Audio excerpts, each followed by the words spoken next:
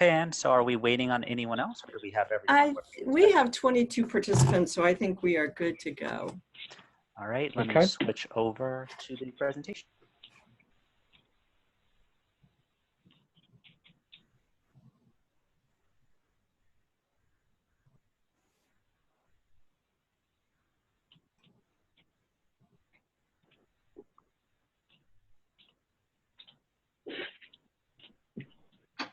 All right, hi everybody. Thank you for joining us today. Presentation will pop up in a second. My name is James Sinclair from the Voorhees Transportation Center, and thank you all for joining today.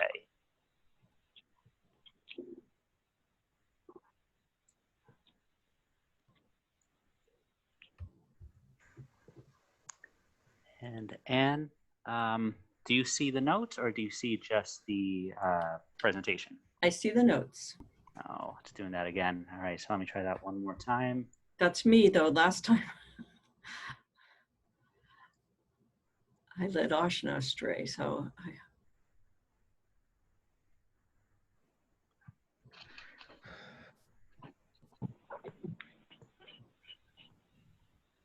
All right, better? Yeah, perfect. Great. All right, thank you everybody for the patience, and thank you all for attending this Walkable community workshop. Just some quick housekeeping to start. This presentation is being recorded and will be available for viewing later. If you'd like to review anything, if you would like to share it with other interesting parties, or if you have to leave a little early. By default, as you enter this conversation, you are muted, but please ensure you do mute yourself again after speaking to avoid having any background noises or feedback. If you're having any technical issues, please use the chat function and a member of the team will try and help you there. You can also use the chat function to leave comments throughout the meeting. This workshop is funded by the North Jersey Transportation Planning Authority and is being conducted by Rutgers with Sustainable Jersey. So again, my name is James Sinclair and I work at the Voorhees Transportation Center at Rutgers. And I'm joined here today by a couple of my colleagues. I'd like to introduce Ashna Jain first, who will be assisting with the presentation. Ashna, would you like to introduce yourself? Yes. Hello, this is Ashna Jain. I also work at Voorhees Transportation Center at Rutgers, and I'll be assisting with the presentation today. Thanks, Ashna. And I'm also joined by my other colleague, Lisa Cintron. Lisa, do you want to say hi? Hi, my name's Lisa Cintron. I work with James and Ashna at the Voorhees Transportation Center, and I'll just be here to help out. Okay, great. And might as well say hello to Jerry, who would like to introduce himself and say a few words. Jerry? Thank you very much. And it's glad to be on the call today. I'm sorry I can't get on Zoom, but I want to thank and thank Ann and all of you at NJTPA, the North Jersey Transportation Planning Center, Rutgers University, and the Voorhees School Transportation Center to move West Orange along and help us with our walkability, to make West Orange the more walkable, friendly community that we are striving to be. It's an honor to be here today. When I created the Pedestrian Safety Advisory Board 6 years ago, we never were able to get things accomplished for pedestrian safety, vehicular and pedestrians, and particularly, you know, our big pushes for complete streets, which we were very fortunate to have Dr. Charles Brown from Rutgers University and the Blaustein School of Government, who did our Complete Streets program, and we were one of the first communities to have a Complete Streets program, and we were the first community to have complete streets built into our master plan. And if everybody understands that, nothing can be built in West Orange or any programs move forward without including complete streets. So I want to thank the opportunity of being here today, and also for you and the successful grant application and the technical assistance to look at one of our neighborhoods, particularly in the school district of Washington School, and to help make it a more walkable community for our citizens, our students, our elderly, and our handicapped residents in that area. And I just look forward to, you know, reviewing the documentation and answering the questions. And I thank all the participants. And I also want to thank the members of my pedestrian safety board, who we will never be successful in any of our grant applications without the hard dedication and work of the pedestrian safety board. So thank you very much. I don't want to take any more of your time, and I look forward to the presentation. Great, thank you so much. All right, so just a quick look at the agenda for today. We're gonna start with some more introductions. We're gonna learn what exactly this workshop is about. We'll then review what complete streets are and learn about pedestrian-friendly design. This is going to include a quick dive into various design treatments that can be applied to make our streets safer. We will learn how to conduct a walk audit and then go and do it. Now, usually we would do these in person outside as a group, but today we're going to be doing it virtually using Google. Finally, we will debrief and talk about the next steps in this project. So why are we here today? This is the second year of the NJTPA Complete Streets Technical Assistance Program. Under this program, communities apply for technical assistance to help make their local streets safer. 9 communities received our help last year, and we're working with 8 this year. Last fall, your municipal team applied for help in conducting a walkable community workshop. Your application was one of 29 and was selected due to its strength. We're going to go into details on the corridor later in this presentation. But first, I would like to introduce you to the NJTPA team who are here today and have made these projects possible. Is it Peter, I believe you're doing this one? Would you like to introduce yourself? Yes, hi, this is Peter Bilton, a principal planner with the North Jersey Transportation Planning Authority. All right, do you want to say anything about NJTPA or good to go? Oops. Peter, if you're saying something, you're muted. I know, Peter's. I don't know what he's going to say, but this is Jeff Perlman, Senior Director of Planning at the NJTPA. Hey, Jeff. There we go. So thank you for, just about technical assistance program. We're very happy to have, the town and participating in this. And again, this is, as you know, this is a competitive program. And as you can see, we had eight communities were selected for this round of technical studies, and it's very competitive. And so, we're very excited to work with West Orange. Great, thanks, Jeffrey. And I'd also like to give an opportunity for Ann Heasley to introduce herself. She's been the contact point throughout this project. Ann? Sure. Just before I start, Peter, did you want to say anything else? Because I think I kept muting you while you were trying to unmute yourself. So, and I think yeah, it's always a good time here in cyberspace. Thanks, Ann. So let me just finish what I started when I was playing a silent movie star there. The NJTPA is the Metropolitan Planning Organization for the Northern New Jersey region. That's 13 counties in the cities of Newark and Jersey City. And so we help to oversee spending on federal transportation money throughout the region, working with the New Jersey Department of Transportation, New Jersey Transit, the Port Authority, and other agencies. And we also provide support to counties and municipalities in conducting planning for transportation. And we are governed by a board of trustees that includes elected official representatives from all those 15 bodies, which are called subregions, as well as representatives of our other state and regional partners. I think that's it for the NJTPA, but we're glad to support this program, which is one of the programs that we do to support towns at the municipal level. But I also want to say hi to Keith Hamus on the call, who is working with me to coordinate this program. Do you want to just say hello, Keith? Hi, Keith Hamus. I'm just here to help assist Peter with this particular project and overall the program. Happy to hear your input. Thank you. All right, so I'm just going to jump in, James. I'm Ann Heasley from Sustainable Jersey, and you've gotten some emails from me before this workshop today, and you'll get some more from me after. Sustainable Jersey is helping to coordinate this technical assistance. So thanks. All right, thanks, Ann. All right, so for the rest of you, we would like to get to know who you are. We don't have enough time to do it verbally going around with everybody, but if you can please use the chat box and let us know your name, your affiliation, if you're a resident or if you're an employee, or whatever your affiliation is with West Orange. Let us know how long you've lived in West Orange, if you do live there, and how often do you walk around the study corridor area, which is Washington Street and Main Street area near the Washington School. So please, you should have the chat box option at the bottom of your screen, and if you can pull that up and let us know. All right, I see we have a Rick Valderrama from the Essex County Public Works. Thank you for joining us. It's great to have Essex County here with us today.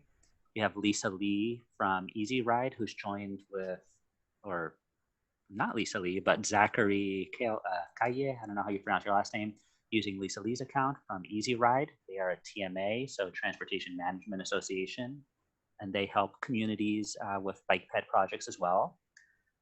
Zachary is joined by Latoya Howard, also from Easy Ride, the Assistant Coordinator of Bike and Pedestrian Programs. We have Bernice Manchel, and apologies for the mispronunciations. I have Monica Perkowski, a lifelong resident who walks along this area multiple times a week. So we definitely want to hear from your input. Chat scrolling away. Roz, who's a lifelong resident and who is a founder of, I don't know where the rest of your conversation went, Roz, but Roz is very active with bike ped stuff and knows a lot about complete streets. So it's great to have Roz here.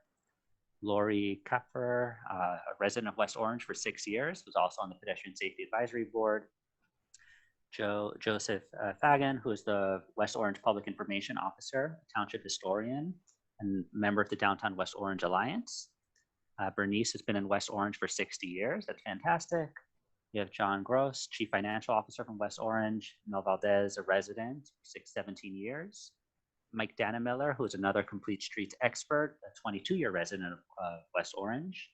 We have Sergeant Brad Squires from the Traffic Community Service Unit. There's Roz's rest of the conversation, member of the Pedestrian Board. Leonard Lepore, who is the municipal engineer since 1990, so an expert as well. Megan Brill from the Downtown Alliance. Cindy Matute Brown, who is a councilwoman in West Orange, walks around the area and particularly the restaurants.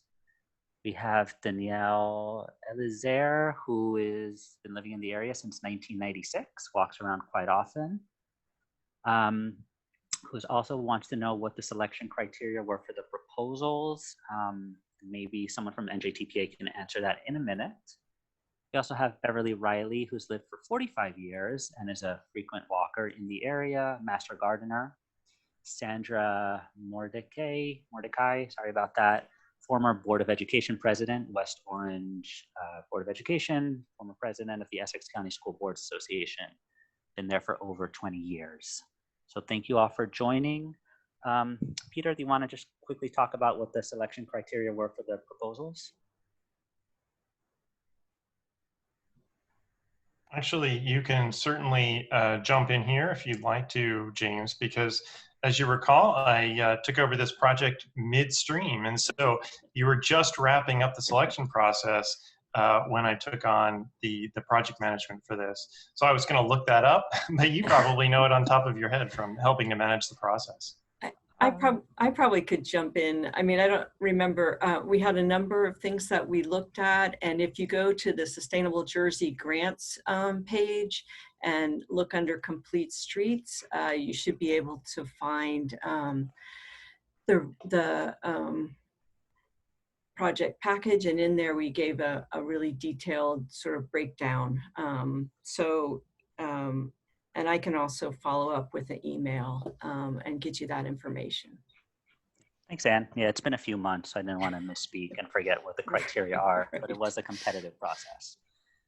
All right, so let's move along quickly. All right, so now that we know who everyone is, and if you still haven't used the chat to introduce yourself, please feel free to do so at any time. Let's talk about why we're here today. What is a Walkable Community Workshop? So during this workshop, you are going to learn about complete streets and walkability, and there's going to be plenty of breaks along the way for questions. You're going to use these skills to learn how to conduct a walk audit. So we're going to conduct a walk audit together down the corridor, and we hope that the same skills you learned today, you can also apply in other corridors throughout the town. So what a walk audit is we look at the corridor, we take an in-depth look, we take notes at what's working, what's not working, what needs improvement. And these notes will help us share a vision for how to build a safer and healthier community. So at the end of the day, we have the information needed for the corridor. And as I said, this is the knowledge of doing this should help you replicate it elsewhere in town if you desire. So the work done during a walk audit is invaluable for making change happen. Some changes can be done quickly through the standard maintenance process, things like restriping, fixing signs, maybe trimming some overgrown branches, that kind of stuff. But some of the larger things require grant funding. And the walk audit that we're conducting today and the report that we produce from it is the critical data that's used as a basis for a grant application for a larger infrastructure program. So we're going to start today with complete streets, and Ashna is going to take over this part of the presentation. Ashna? Okay, I'll share my screen. Thanks. And while Ashna does this, we know a couple of you on the call are experts on this, but we definitely want to make sure everyone is on the same page and understanding what complete streets are. Does my screen look all right? We see the notes. Okay.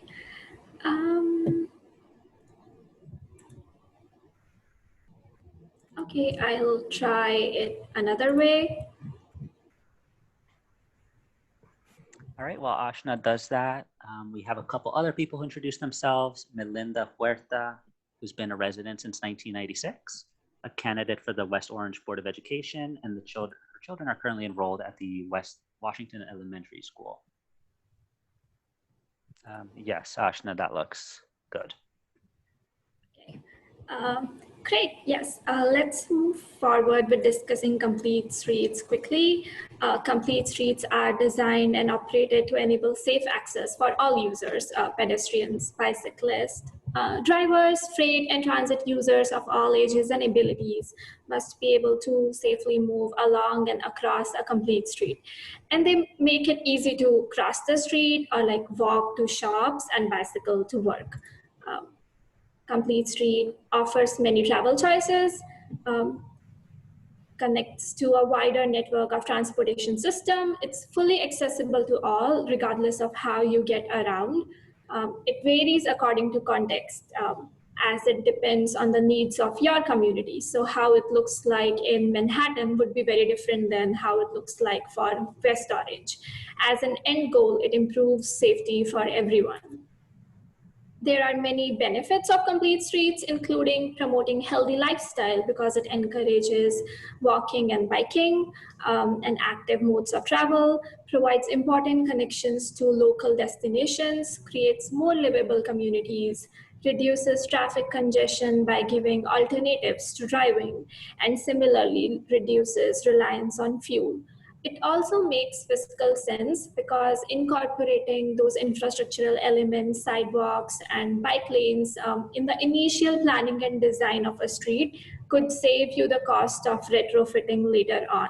And it also encourages economic investment in the community.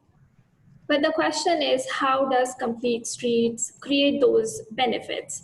And it's because design affects what we do and how we do it, and how happy we are doing it. Look at this top photo. It's a street in West Orange. And does this look like a place where you would want to drive or walk? And that's why if you build for cars, you get cars. And if you build for people, you get people. Let's take an example of a road behavior that we all are familiar with, speeding. Why do people speed on roads? It's when the wider lanes and the wider roads make it seem like it's safe for them to do so. It's the design of the road that tells them that it's okay, and they do it. Here is a real world example. These street sections are from Route 9 in Ocean County. And looking at the designs of these roads, we want you to kind of guess in your mind what is the speed limit on each of these sections, starting from the first image to the last image. Now we will look at the actual speed limit on these roads, and it could be really hard to guess, but the speed limits here vary from 50 to 25 miles per hour. And this is the thing, the design here does not help at all. But if you want the drivers to slow down, you usually need something more than just a speed limit sign. And you should take this into account when you plan and design and build your community's routes. Later in this presentation, we will talk about designs that can help you slow drivers down. Now we'll talk about pedestrian-friendly design, since this is a walkable community workshop, and look into how do you get people to walk places. But before we do that, let's look into what pedestrian-friendly design is not. And this is an example. Does this look like a street where you would want to walk or bike, take an evening stroll? Most likely not. So pedestrian-friendly design or pedestrian-friendly places are those that encourage you to take a walk. They have plenty of space to do so, interesting things to look at, places to sit, shade, and interesting architecture or natural beauty. These places, they engage all your senses. As mentioned, interesting things to look at, and they feel safe, and they also get you to look away from your phones. And similarly, how we discussed with speeding, design here can also affect people's decision whether they choose to walk or not. And here is an example. Enter this building, and would you like to take those elevators or take those depressing stairs in the corner? Most likely the elevators. Here, the design is pointing you to the elevators. On the flip side, in this building, most people would most likely take the stairs. It'll for sure have an elevator for those who need it, but the design here points you to the stairs, and that's what most people would do. Design also affects our perception of distance. What's too long for a walk? A quarter mile, a half mile? Do you remember if on a busy shopping day or a Black Friday when you have to park on the farther side of a mall and walk to it, didn't that walk feel too long and too far? But wait, once you get inside the mall, you walk there for hours without even thinking about it. And this is because the people who are designing the mall know what they are doing. They are using the same design decisions that we talked about before. They engage all your senses. They have a comfortable temperature, and that would be one thing that we cannot control in an outdoor environment. They also provide seating spaces, interesting things to look at. They are well lit and feel safe. Keep these qualities in mind when we go on our walk audit and take a look at the street. And now let's take a look at what a pedestrian realm covers on a street. It goes from the building line to the curb, and it is divided into 4 subzones. The front zone, the frontage zone, is the space right in front of the building where there are people entering into or exiting from the building. It could also have some furniture, some decorations or plantings. Then there is the throughway zone, which is the actual walking area. After that, the furnishings and zone, which has plant-free or green spaces, and in today's COVID-19 context, outdoor seating. Then there is the edge zone that has the curb and parking meters. In a suburban area, you generally have the sidewalk and then the planted areas. We will talk about ADA later in this presentation in detail.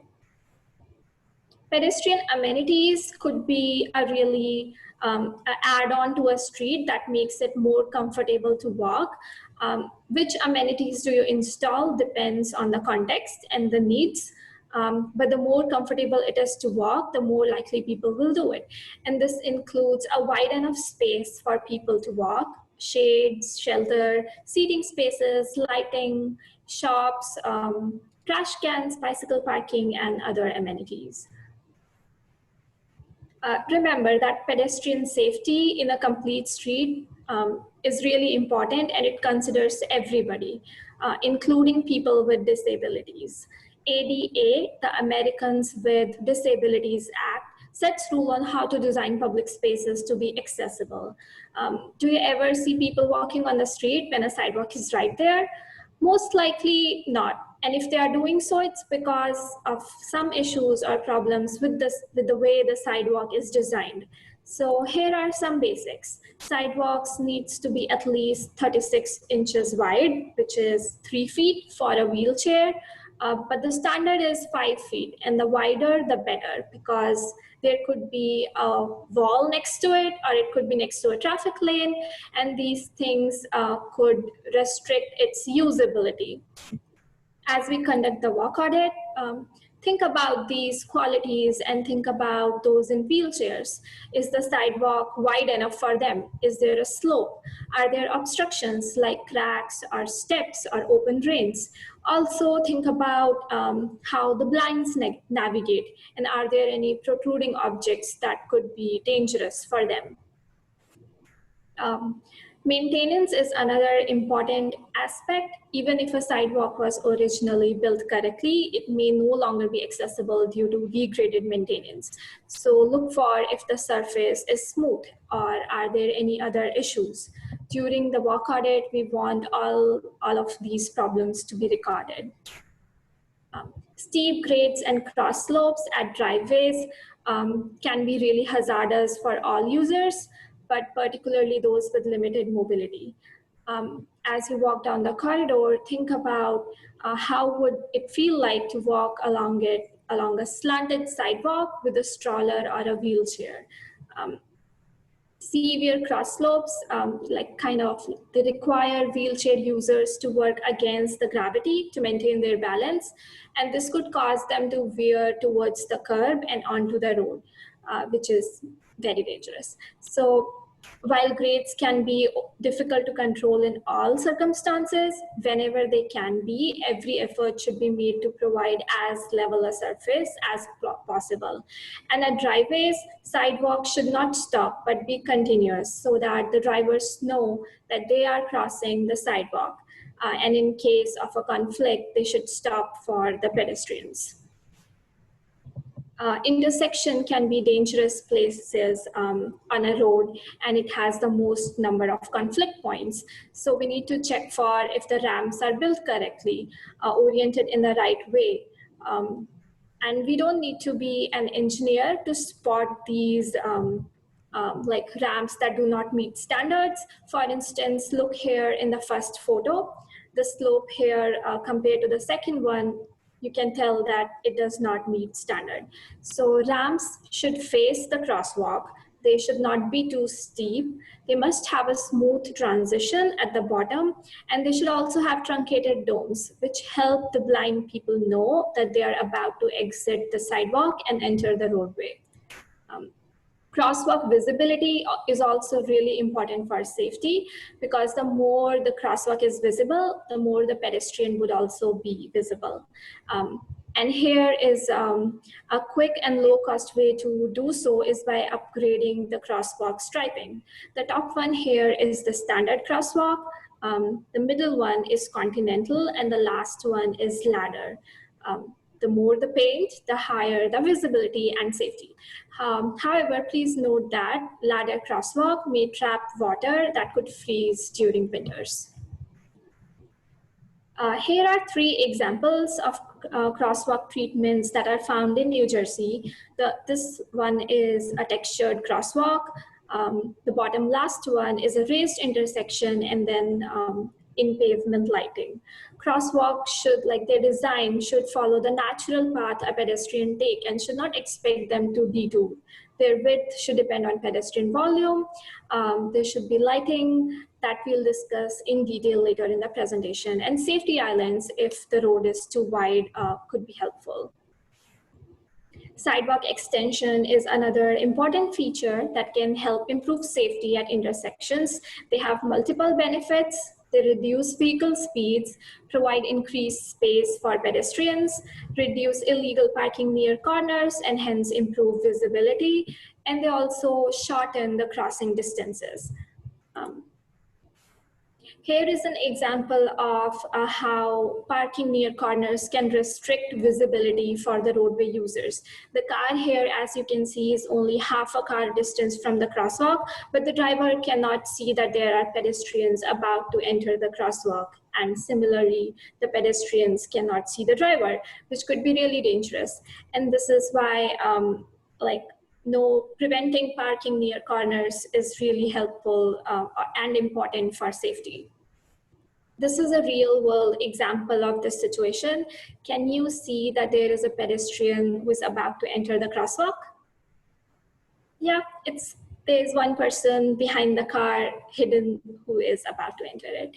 And in such situations, that's why solutions like bike corrals or parklets or sidewalk extensions can address this issue and make it safer for everyone. These are different ways in which sidewalk extensions can be implemented, going from high cost at the top left using concrete and plankery to low cost solutions at the bottom right using paints and bollards. And lastly, you can combine a curb extension with more expensive infrastructure like a hawk signal, like this one in Westfield. It stops the traffic completely for pedestrians. Yes, and the other solution is a diagonal crossing. It can be the right choice for a busy intersection or when you have a lot of pedestrian traffic from one corner to the diagonally opposite corner. It usually has a leading crosswalk light that gives pedestrian the green light before cars. So yes, let's pause for a minute. Does anyone have any questions about sidewalks and pedestrians and what we covered so far?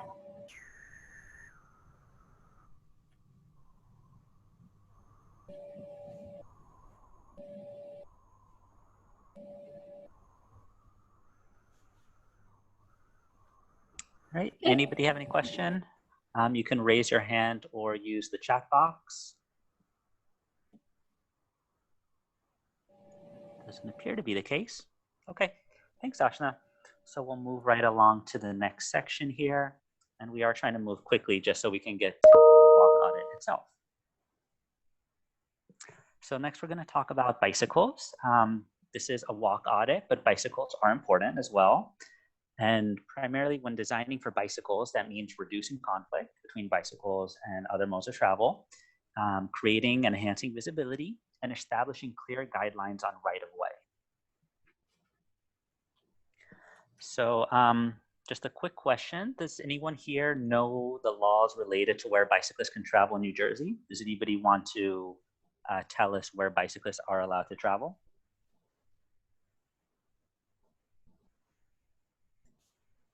You can chime in just if you want to unmute yourself quickly. No? Okay. Oh, here we go. We got a comment in the chat. Oh, great. Not on sidewalk. And Mike Danamiller says, any road except controlled access highways. All right. Yep, that's correct. So thanks, Mike. So bicyclists are allowed to ride on every roadway in New Jersey except for interstate highways and specific state highways.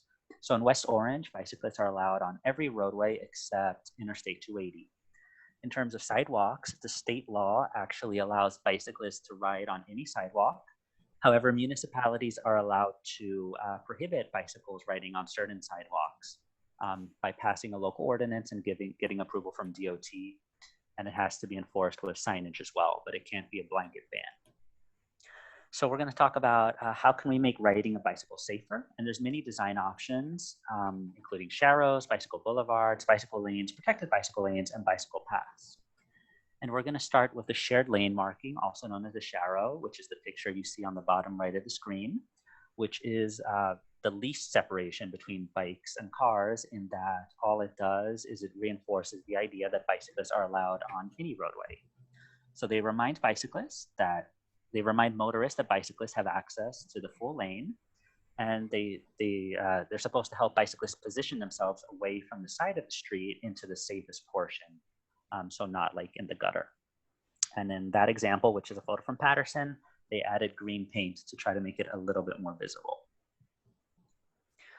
Super Sharrow is an experimental treatment which works as a sharrow. It's a shared lane, but is designed to increase visibility. So the one on the left is a test in Boston. The one on the right is in California in Long Beach.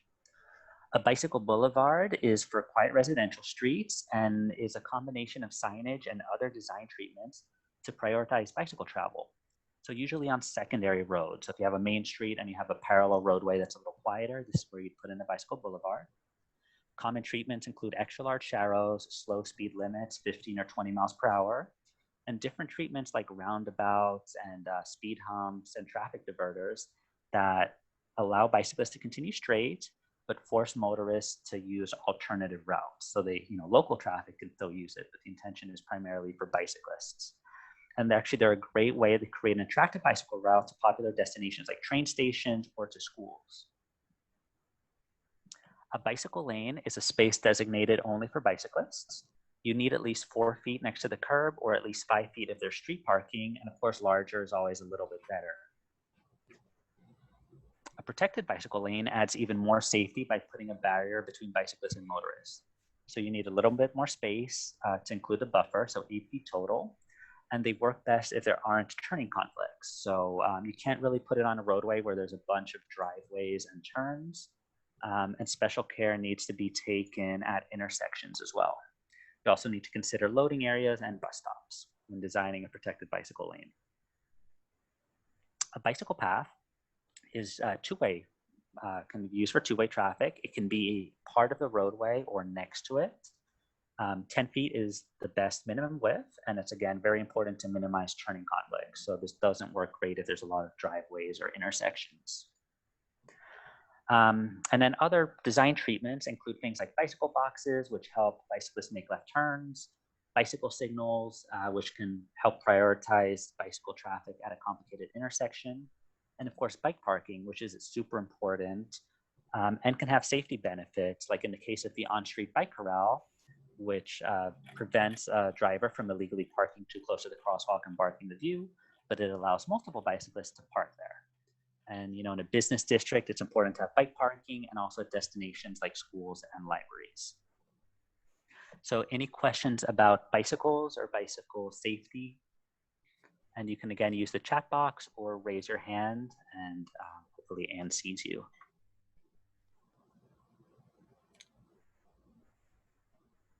I don't see any. Oh, I see Jerry raised hand. Oh. Unmute Jerry. Or okay. Jerry, you might have to. I'm not able to unmute you, so let's see. Let me go up to.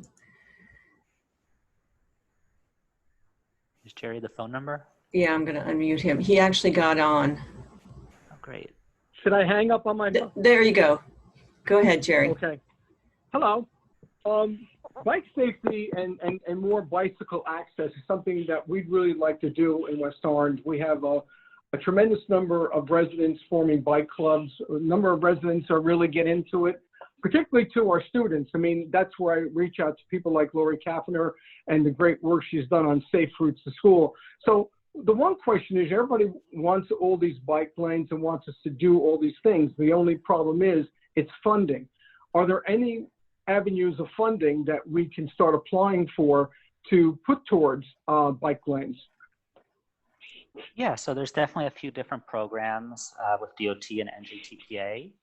One is called the DOT Bikeways program, which is $1 million every year. So it's highly competitive because it's $1 million for the whole state.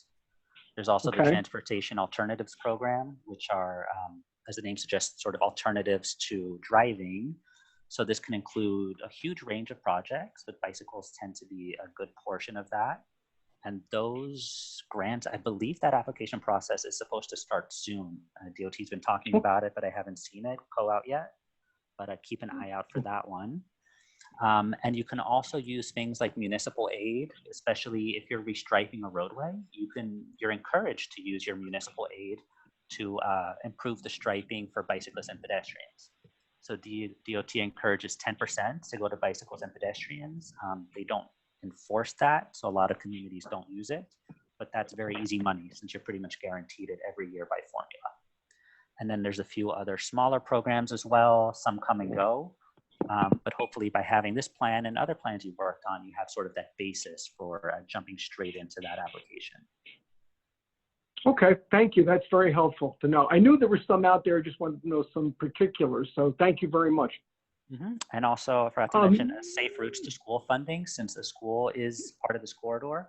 That's a great way as well to try to get funding for bike and pedestrian projects near schools. Right. That's why we picked this area, and we were very excited to get this because of the school. There's Washington School, and there's also Edison Middle School.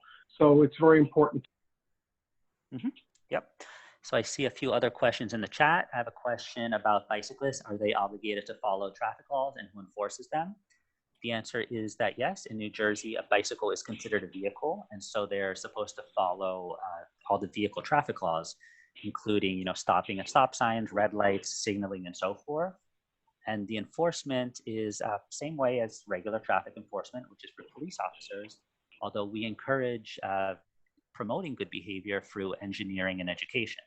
So a lot of times bicyclists don't know that they're supposed to follow the laws because there's no infrastructure for them to follow. And there's definitely a few cases where the laws are a little bit counterintuitive for bicyclists. Like as a driver, you're supposed to signal throughout your entire turn. But as a bicyclist, signaling means having your arm out, and that makes it harder to turn, like physically with your bike if your arm is out. So it's actually, in some situations, hard to follow the letter of the law. So engineering hopefully makes it easier. Mike Dannemiller commented that the school has been doing bike rodeos for years, which is great to hear. Bike rodeos are a way to teach kids these bike rules and regulations, try to teach kids how to signal and stop for stop signs and that kind of stuff. Danielle asked, was this shared for information or is this part of the audit? So the focus is walkability, but we do want to look at all modes of travel, including bikes and buses. So definitely that's something to talk about when we go down the corridor during the audit. I have a question from Roz about how to get the county on board with creating bike lanes on their road. I know we have a county person on the call today. Was that Joseph? Do you want to chime in? No, it's actually, let's see. Oh, I don't, it's Rick. Rick? Yeah. Yeah, here. Yeah, Rick, is that you? Yes, I'm with the county. Okay. Do you want to take that question? Yeah, usually in these type of situations, community situations, issues, we tend to wait for the town to present the idea, and then we will consider it and go from there. So usually we let the towns take the lead, and then we then participate if we feel that it's something that, specifically to a county road or county route, then we would then consider it. So my suggestion is to use the infrastructure of the township board, to come up with a resolution or an idea that they could then present to the county, so we can move from there. Great, thank you. And hopefully this report is useful for the pedestrian committee as well to sort of move forward with any resolutions to get the county to potentially act. Then we also have a question from Melinda Huerta about the funding names. So those programs were Transportation Alternatives, TAP, and Safe Routes to School. And we have on our website and the DOT website, we have information on those, and we can share later a link to those different funding sources. And we also have a comment from Jerry about the bike rodeos coordinated with Lisa Lee from Easy Ride. And yep, they do a great job with those bike rodeos. So Lisa Lee in the comment notes that the schools that they work with the schools and municipalities to get nominated for Safe Routes to School grants. And they work with the municipalities on things like bike rodeos, bike safety presentations, and pedestrian safety presentations. So Easy Ride is definitely a great resource to take advantage of. They're very helpful, and they're experts, especially at the school side of things. So we do have a lot to get through, so I'm going to keep moving forward, and maybe a little quickly, actually, since I want to get to the audit. So public transportation. So many of the pedestrian improvements mentioned earlier relate to public transportation, in that, you know, improving crosswalks and stuff helps people get to and from the bus and the train. In West Orange, 16% of residents use public transportation to get to work, and bus routes 21 and 97 are part of our study area. So the key components of a successful transit system are reliability, frequency, and comfortable service. So West Orange, you might not have as much power to get NJ Transit to improve the frequency, but you can help the people riding the bus in terms of reliability and comfort by improving the roadways. So complete streets can be part of the solution here. Bus shelters. So comfortable service.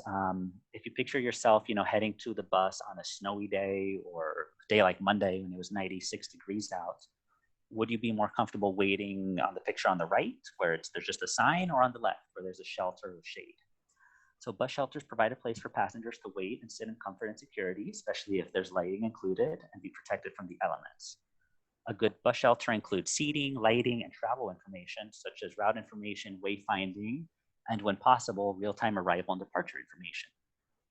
It's important that all bus stops be accessible to all users, including those with limited mobility, which means thinking about how people get from the sidewalk onto the bus. Well-designed and visible signage and enhanced information displays can dramatically improve the quality of transit service, since it makes the service more reliable. People know when the bus is coming. And stops should provide room for people to gather, while also allowing a clear path for pedestrians that are not riding the bus. So you have to make sure there's room for all users. Marked bus lanes are a way towns can provide a dedicated space for buses in the streets, usually distinguished with colorful pavement or different forms of pavement.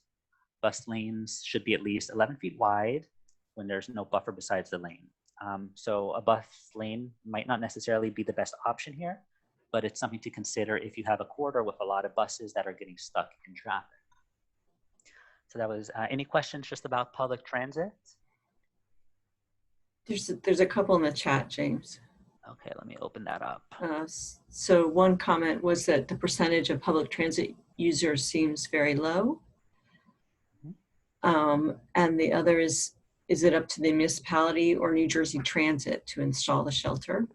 So New Jersey Transit will install a shelter for you for free, so at their cost, but then the municipality must promise to maintain it. So if you request one from NJ Transit and it fits their criteria in terms of spacing, they're going to bring one in at no cost to you, but you do have to sign that, you know, it'll be maintained going forward. And in terms of cleaning, I actually don't know if there's any current COVID requirements, but it's very important to keep bus stops clean, cleared of trash and all that, and snow, which is something NJ Transit is not going to do. All right, so I'm going to keep moving forward here. We're going to talk a little bit about designing for lower speeds. So the general idea is that wide lanes are fast lanes. People drive faster. So on major highways, interstates, the lanes are 13 feet wide. On faster roadways, arterials, they're 11 feet wide. And on local roads and residential streets, they're 10 feet wide, sometimes even smaller. So aside from decreasing the width of the lane, you can also narrow the view. And that is, vertical design makes it feel like people are going faster. So here's an example of how trees sort of act as a vertical element that can reduce speed by heightening the sense of speed drivers feel. So if you're driving like in the desert in Las Vegas and you don't see anything, you don't realize how fast you're going. If you're driving past trees, you feel like you're going much faster. So that's one way to deal with it. There's other strategies for managing speeding. Road diets are a popular strategy for roads that are wider than they should be. So the most common road diet takes a 4-lane road and converts it to 1 lane each way, with a center turn lane and bicycle lanes. And in some areas, this can actually reduce congestion if a lot of the traffic is trying to make left turns into driveways and stuff, because this takes them out of the traffic flow. Other road diets can reallocate space for more parking, for wider sidewalks, for greenery, or bicycle facilities. So the idea is to make sure that the roadway is designed from all users, and pretty much right sizing it for the level of traffic and the kind of users you want on the roadway. So we're going to talk a little bit about other types of traffic speed control. The most common one that everyone's aware of are speed bumps. They can be very effective, but can also be controversial, possibly because they're so effective. A lot of public works departments dislike them because of plowing issues, and you can't put them on roadways with emergency vehicles, and they can create noise if there's a lot of truck traffic. However, a speed bump is low cost.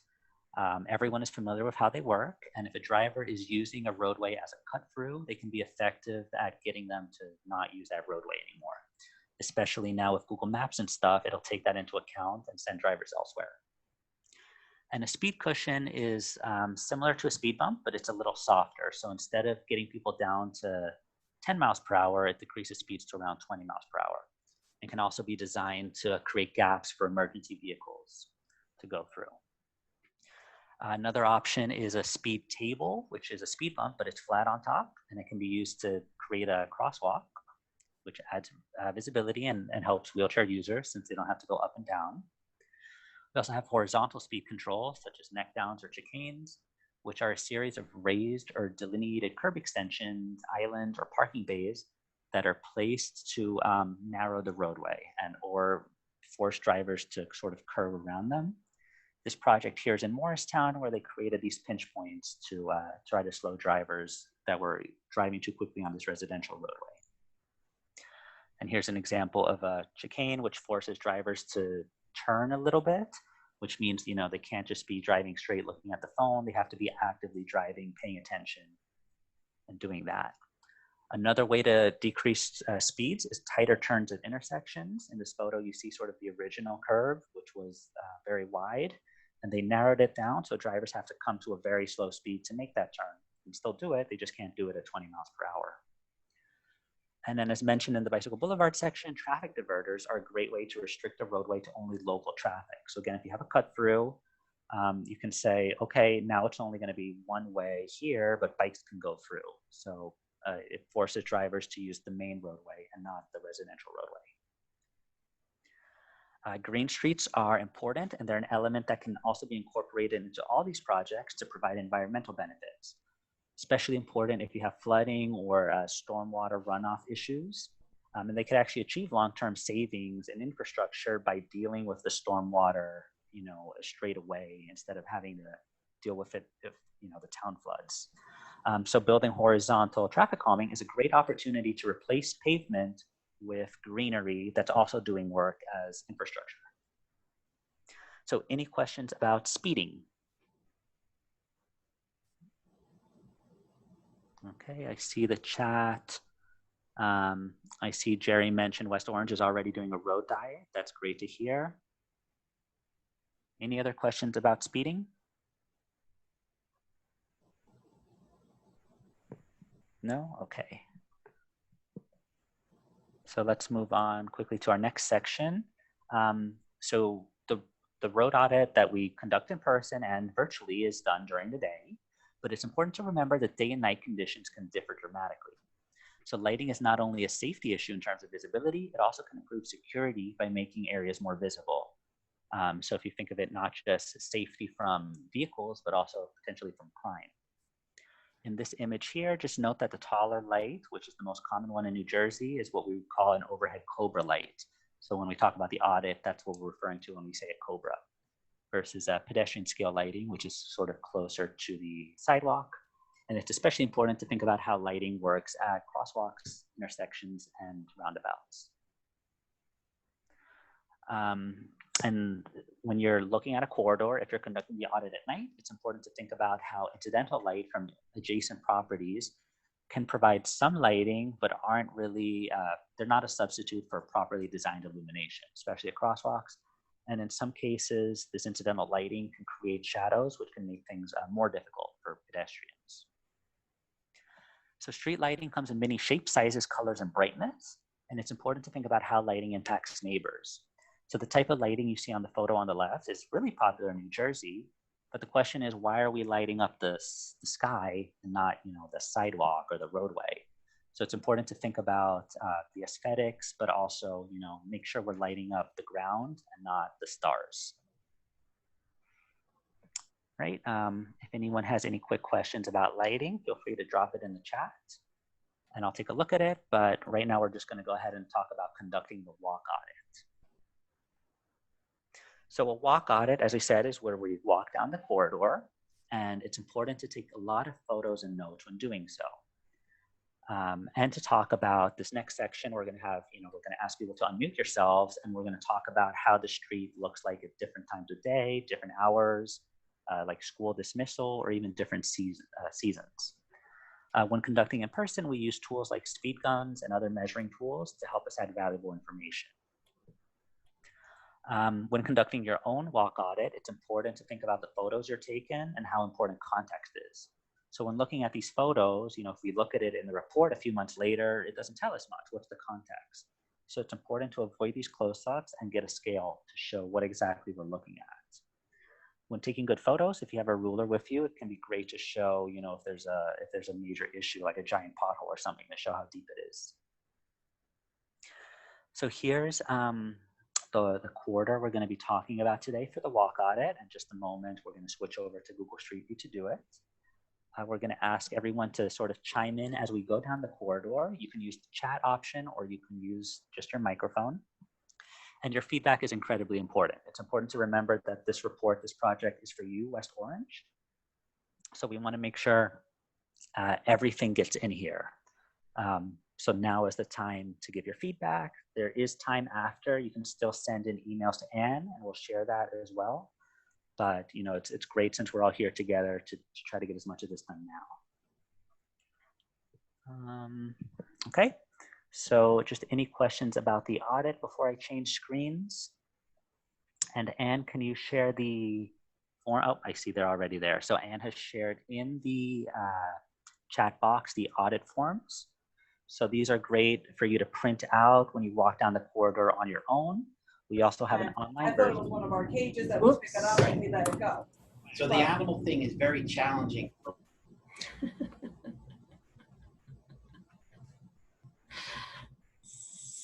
Sorry.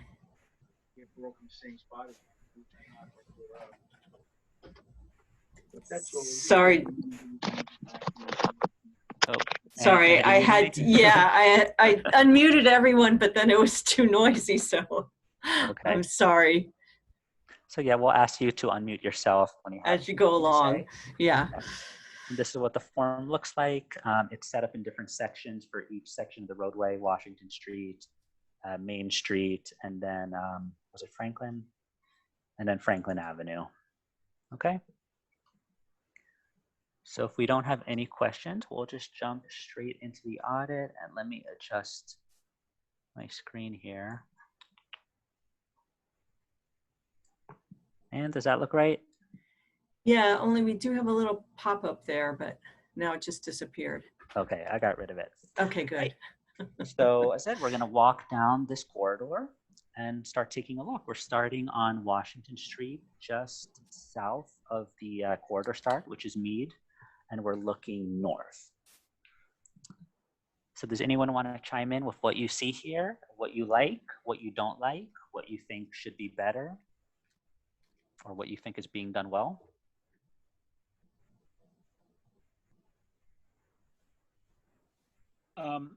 Joseph Fagan, this area here, it borders Orange. In fact, I'm not exactly sure where the boundary is, but it's in this general area here. And it's hard to, if we're going to beautify this area with or increase the walkability of this, I think that you should be mindful of that there has to be a line of delineation between, West Orange and Orange, because, unless Orange cooperates or does their part in keeping this portion of Washington Street clean, no one is really going to understand that they're going from Orange into West Orange. So perhaps maybe a welcome to West Orange sign here would be, it doesn't have to be anything elaborate, but something just in the terms of signage that would indicate to someone, to a random walker, or just to make it a little bit more inviting that, welcome to West Orange. You let them know that they're leaving Orange, because there's whether that might be the case. Okay. Hi, this is Jerry. Yep, go ahead. Hi. Yeah, I just like to say, when you look at this picture, the first thing you see is there's no delineation between the roadway and the sidewalks. That is a clear picture of what there's a necessity here, that we need to improve the sidewalks, we need to improve the curbing to show that the delineation between the roadway and the sidewalks. And also in particular is a signage. There's no signage for pedestrian, shared walkways. The other thing is to make it look more presentable, other than what Mr. Fagan said. So we need to work on that. But I think the key thing here is signage, pedestrian level lighting, and, to prepare and, present the whole idea of the sidewalks and the difference between the roadway, particularly because this is a road, to school. So these are the things that we need to look at. And also, crosswalks. I've walked this area many times because I am on the pedestrians, the Downtown Alliance. This is part of our corridor. And, we've walked on this place a lot, and the crosswalks are very poorly marked. And that's what we need to work on, is to improve the crosswalks as another part. Thank you. Great, thank you. So yeah, definitely a gateway treatment would be a great idea. Can be used to welcome people into town and also as a way to sort of slow people down. I have a feeling the boundary between the towns is actually here where the sidewalk changes. And we'll confirm that for the report, but I'm pretty sure this is the dividing line here. Also wanted to point out the bus stop, even if the bus stop is technically not in West Orange, just to note how it is not ADA accessible. Someone waiting in a wheelchair, there's grass in the way for where the bus doors will open. Actually, if I may interrupt, I think Mead Street is the boundary line. Okay, and I didn't know who that was. You are cutting off a little bit, but I understand you said this is the boundary line. Some of the houses on Mead Street are in orange and some are in West. Yeah, that's and I believe Mead it Street cuts there diagonal. to your right. And some of the houses are in orange and some of the houses are in West Orange. So even though the sidewalk does change just a little bit back, and we certainly are splitting hairs here, but I think that is actually, that you're looking down Mead Street there. I think that actually is the boundary line right there. Mm-hmm. Okay, thanks. So, James, can you see the chat? There are some comments that the sidewalks are not that wide, and typically on Main Street and Valley Road corridors, there is more bus use than the rest of the town. And another comment was, a collaboration with our neighbors is a great idea. Someone else notes that there's very few trees. And someone else notes that the lighting looks sparse and the wide street, but no defined shoulder. And then white lines painted on the far side of the road can make lanes more narrow, which makes cars slow down, especially since this is a road to school. There's another comment that the sidewalks are too narrow. There are no street lights or pedestrian lighting visible in this segment. There's also a small park with a basketball court that you cannot fully see. So signage would be ideal so people can make note potentially of children at play. There's ideas about painting the shoulders, and note that on Orange, I believe there are very active Safe Routes to School program with grant funding, and doing some additional pedestrian safety. Mead Street, someone notes, is the boundary. No street lighting. And then Monica, I think you had your hand raised. Did you want to jump in? Sorry, I couldn't tell if that went up or down, so I clicked it a million times. I was just curious to see, obviously we saw a number of bus stations here without shelters. Have you guys had any experience with resident feedback? Should a bus stop be in front of a resident's home? Is that usually positively viewed or negatively viewed? So in terms of the bus stop, the primary consideration should be where it is accessible for those with disabilities. So if we were to say, for example, here or here, here we have issues with the driveway and stuff, which is sloped. Over here we have the grass. So either way, one of them would have to require some construction. And I will point out a little later, there's another bus stop a block away So in some cases, the best option can be actually removing a bus stop and consolidating it to one improved one, especially if it's only a block.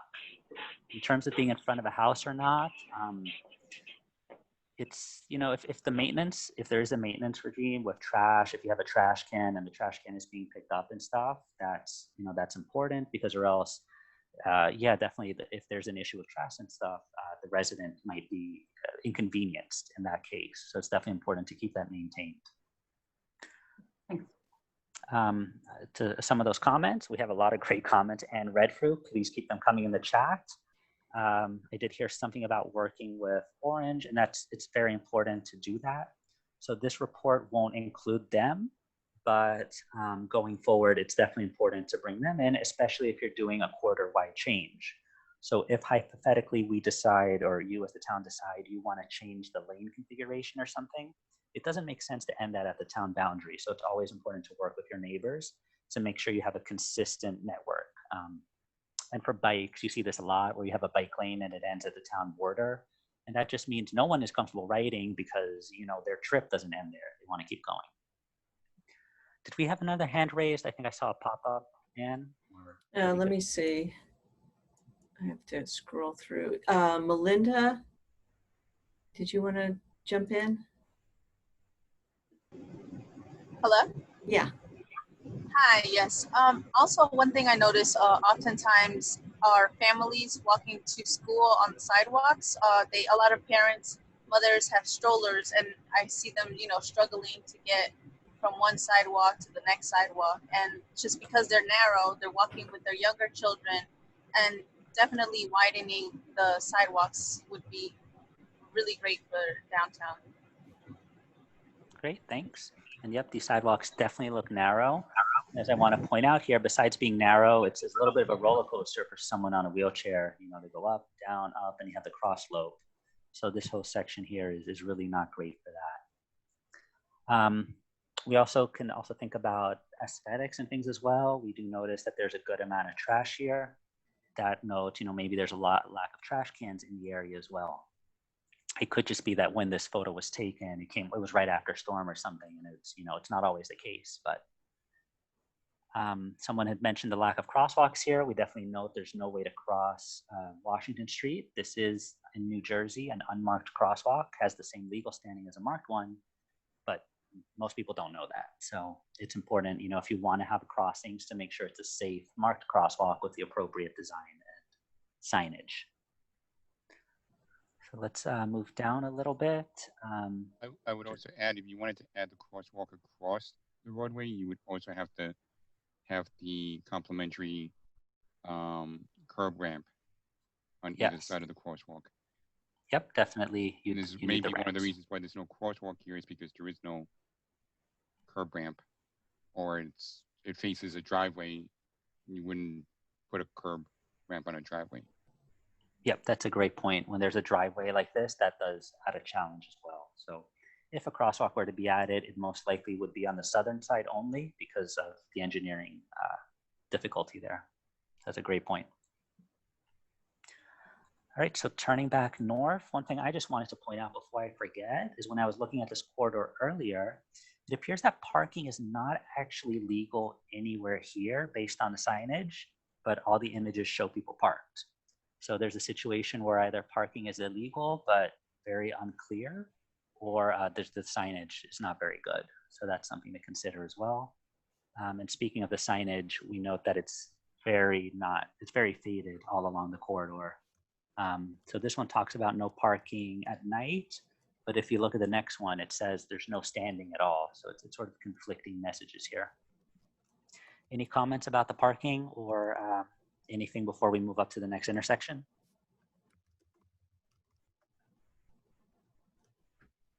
All right, and I would just like to add that if parking is actually not allowed here at all, but we have a road width here, this is actually a 20-foot wide space, that could be an opportunity to widen the sidewalk out or add a bike lane or add a different use for the roadway, especially if parking is already not allowed on this side of the roadway.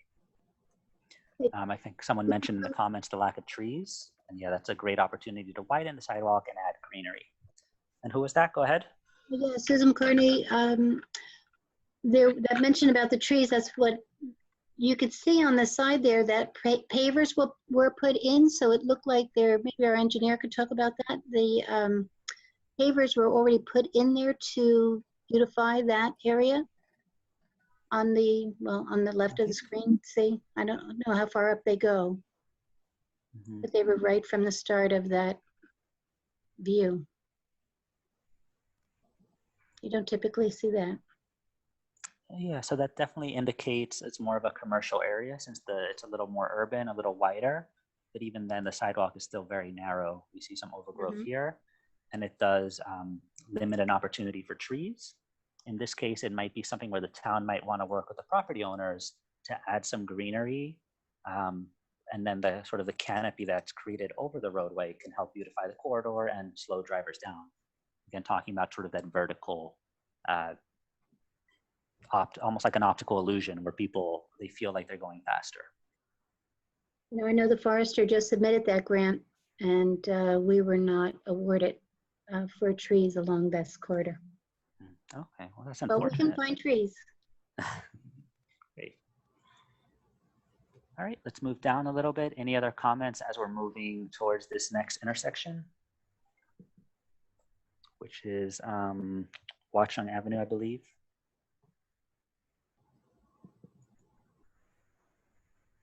And just by the way, the Google Street View is from last year, so it's fairly recent, but it's possible some stuff has changed. So, which is why, recent photos are very important for the audit because it'll help us see, if some issues might have been fixed. And here's that other bus stop I was telling you all about. It's only a block from the previous one, but it's also not ADA accessible because this driveway, which is not in use, creates the slope right where the doors would be. But it is easier to fix here than it would be on the previous block.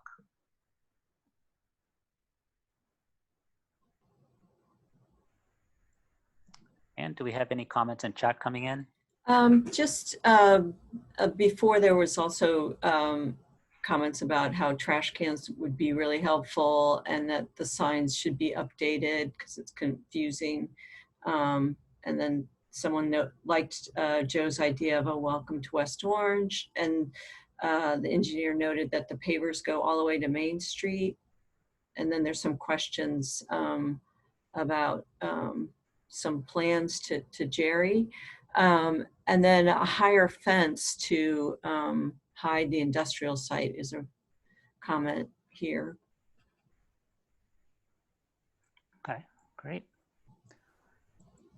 So as we move towards the intersection itself, first problem that pops up immediately is illegal parking here, which is restricting visibility and turning. And again, that might be just when it happened here, but odds are it happens more often than not. So that's something where maybe a sidewalk extension or other form of treatment can help make the intersection a little clearer, a little safer. Anybody have any comments about this intersection? Any difficulty crossing it? Are drivers obeying the signal? Do we see people running the red light? Anything anybody wants to mention from their personal experience here?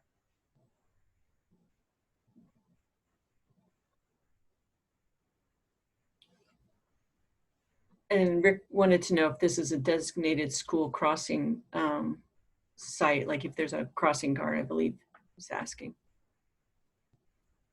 Does anybody have that answer? Is there a crossing guard here during school days? Yes, there is a crossing guard here. Okay, good to know. And there's comments that they're long skewed crosswalks, so it's hard to get across some of those a portion of that intersection. And the turning radius, Mike notes, is large. And in the 1980s, Thomas Edison ran experimental trolleys along this route with battery-powered units.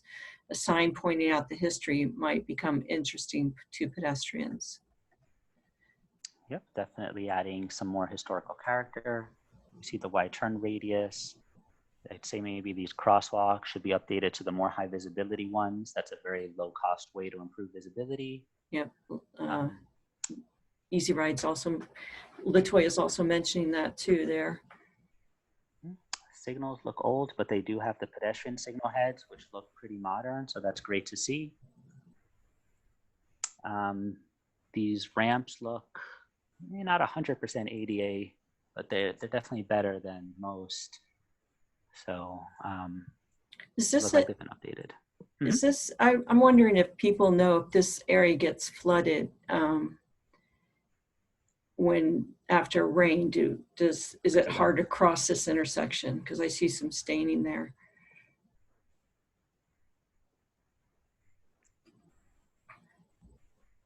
No comment.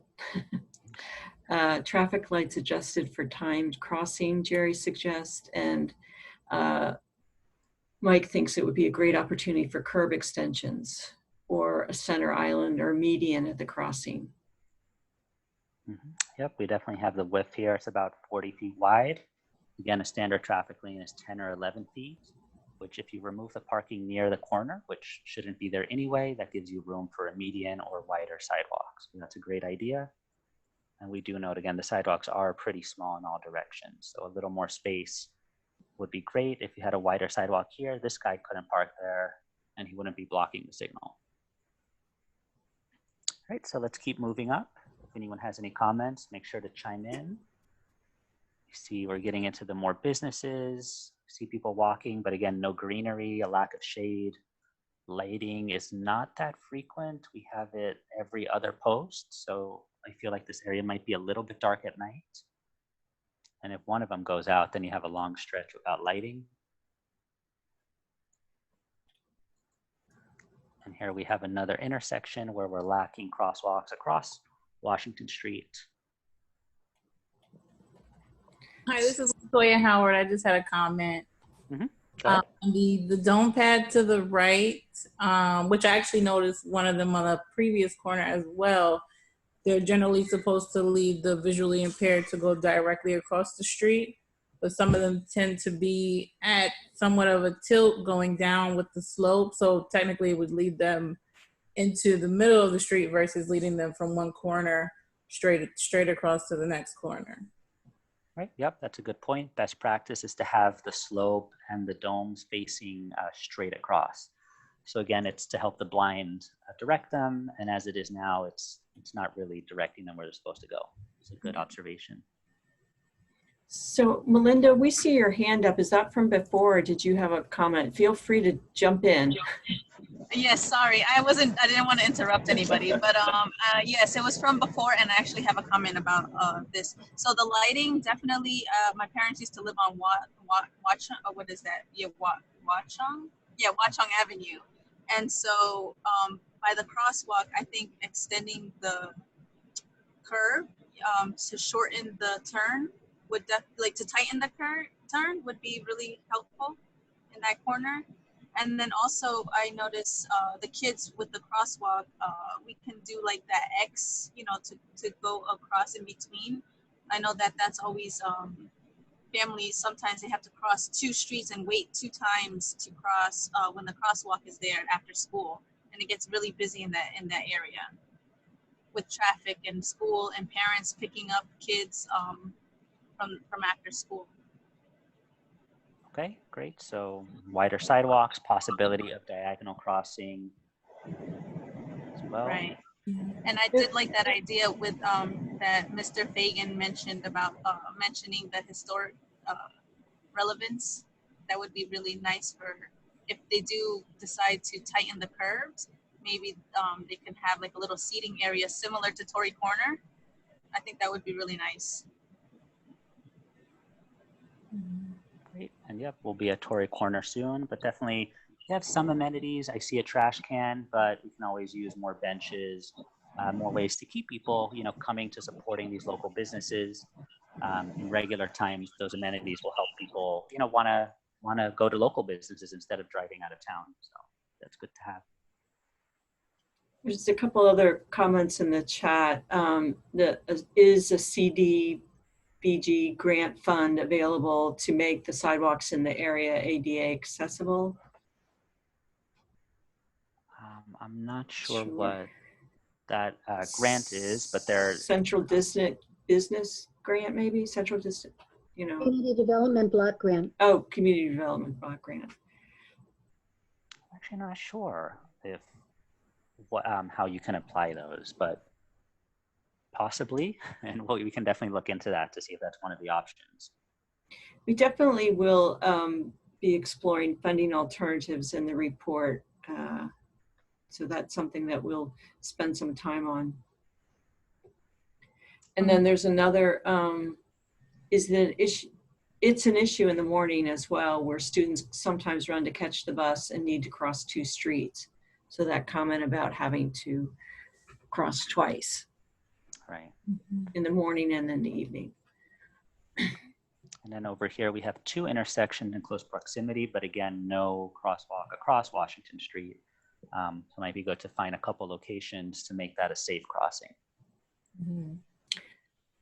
It's Latoya again. I think that with like the students trying to, you know, commute to and from school, if they could install maybe some of those flashing pedestrian signs as maybe like a temporary fix until they readjust certain corners to make them sharper, to slow down the vehicles who are turning and things like that. But at least if they have those flashing pedestrian signs, they'll know to look out for students or just parents in general that, you know, may be taking that commute. Mm-hmm. Yep, definitely. And we'll include a lot of low-cost temporary measures that the municipality can look at in the short term while you apply for maybe a larger grant. So James, Beverly has her hand up. Beverly, I'm going to unmute you, or you can unmute yourself. I just had a question for clarification. Did I understand correctly that there really is no legal parking from the orange border up until this point? And if that is the case, I see that the residences, most of the homes had driveways, and that the cars that are, I think, illegally parked are there for business reasons, perhaps. I'm not sure. So if the street is narrower because the sidewalks are going to be wider, where will business parking park? So on the southbound side of the street, parking is mostly allowed. There's cases like here where it's not allowed up to the curve. The question was on the northbound side where there's the signage, and I hope I'm not making anyone dizzy, but it says here, no stopping or standing in both directions, and there's no end sign. So it implies that this entire block has no parking on this side. And that's the current case. And in terms of where people could or couldn't park, one thing we can look at is if parking spaces, if a recommendation is to remove some parking spaces, we can look to see if there's places they can be added in, like on a nearby street. Like hypothetically, if there was, you know, here, but again, we haven't looked at that yet, but that's something we can consider since we know it's important for some of these businesses. But one of the issues definitely, so parking is allowed here, but some of the signs, there's either missing signs or they're not very clear. So it's not always 100% clear. For example, here, according to the law, this car shouldn't be parked there. They're too close to the intersection, but there's no corresponding sign informing them of that. So, you know, if someone were to be ticketed for parking illegally, if that was enforced, they would probably complain that the city didn't make that clear. So James, someone did note that most of this area is eligible for the community development block grants. And then there is some points about the compliance for parking. Okay, and I think we have a couple more raised hands. Let me see if I can find those. Go ahead and jump in, Danielle. Hi, thanks. I just wanted to really quickly chime in on the point you made with the car parked too close to the curb where there should be signage. That's actually an issue, not even just on High Street, but I think even on the next 2 streets, if you keep walking up, where cars continuously park too close, and it's really difficult actually for drivers to make a left turn onto Washington, where I've seen, you know, multiple potential accidents just because of that. Okay, yep, we'll definitely take a look at that as we go up. And that's a case where, you know, temporarily using some striping and some plastic bollards, they're about $50 each, you can very quickly stop that in the near term if the plan is to do like a full-on extension in the future. So there's good ways to address that kind of behavior quickly. And then Jerry, I think, has his hand up. Or maybe it's lowered.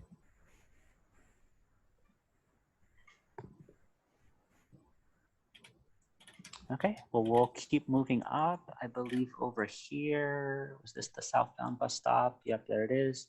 So here's another bus stop.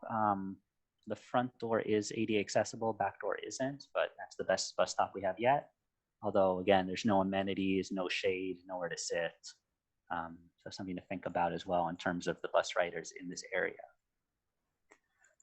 So we'll continue moving north, and there's a problem here. Is this something that we see every day on this corridor? Yes. There's, they always park on the sidewalk. Oftentimes it's so narrow that people can't even walk on the sidewalk, especially mothers with strollers or bike, people with riding their bikes, because the cars are all over the sidewalk and parked on the street. So I know a lot of people go to and use Select Towing right next door. I think they share like a garage with this this mechanic shop. Mm-hmm. So that's the case where, we'd recommend the first step would be to speak to them, make sure, they're aware that, this is creating a problem.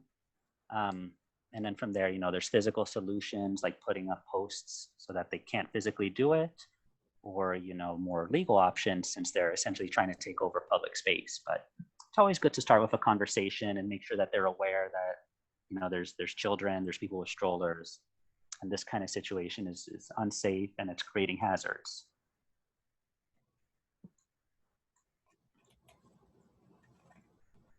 All right, so here we're on Watson Avenue, similar to the other ones. Again, we have people parking maybe a little too close, but again, they don't have the signage. So while it's a state law, it's always good to have that signage as well to make it clear to people. And here we're reaching our next intersection, which is our first real, almost like a four-way intersection. But Washington Street does not have a stop sign or anything. But this could be an opportunity. I think this is Columbia Street to, again, maybe do something with this intersection to slow drivers down, again, with curb extensions, maybe a median, potentially a stop sign if a traffic study supports that. So something we might want to look at here. Can I answer a question? I see a lot of people talking and texting about, people parking too close to the curbs, too close to the corners. The whole issue with that is we do not have enough traffic enforcement to really enforce the parking issue. And that's been something that our police department needs. And we on the Pedestrian Safety Board have been pushing for that to increase our traffic enforcement bureau, because that is the key. That's one of the keys for improving the safety down there. Thank you. And then James, the brick stone building on the right of the northwest corner was originally built as an auto body paint company in the 1920s and was converted to a commercial laundry service company in the 1930s. Which one? I'm not sure. Joe, do you want to help us out here?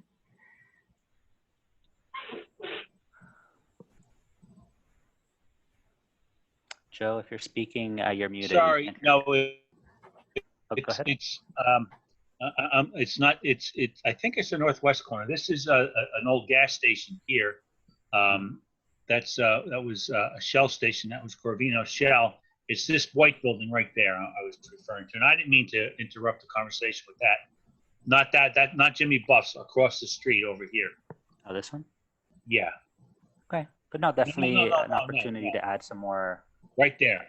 That building right there. Mm-hmm.